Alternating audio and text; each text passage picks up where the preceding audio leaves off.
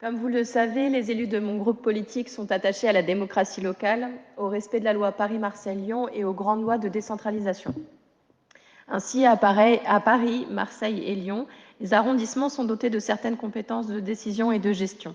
L'arrondissement est l'échelon de base de la démocratie locale, de la gestion des équipements de proximité, les établissements d'accueil de jeunes enfants, les écoles, les gymnases, les équipements culturels, des relations avec les associations et de l'exercice des compétences nécessitant une proximité immédiate et quotidienne, comme l'état civil par exemple.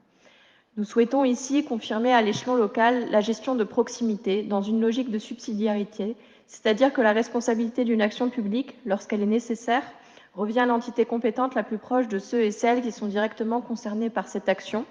là où l'ancienne mandature macroniste Collomb estimait que ce n'était clairement pas une priorité de Lyon de décentraliser de la mairie centrale vers les mairies d'arrondissement par pure stratégie électorale. Ce que nous souhaitons, nous, au contraire, c'est une vivacité démocratique au plus proche des habitants et habitantes, un apport de démocratie du fait de la proximité, de davantage de réactivité, d'une meilleure prise en compte des problématiques spécifiques de chaque arrondissement, qui compte entre 30 000 et 102 000 habitants, le troisième arrondissement étant donc aussi peuplé que Montreuil, et ainsi avoir une plus grande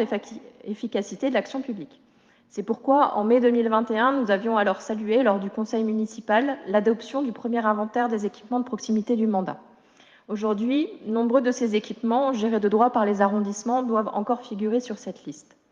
Vous pouvez compter sur notre groupe politique pour continuer cette démarche consistant à rendre aux arrondissements leurs prérogatives, sans pour autant les fragiliser, en leur donnant les moyens financiers et humains correspondants, ce qui inclut aussi une réorganisation des services territoriaux.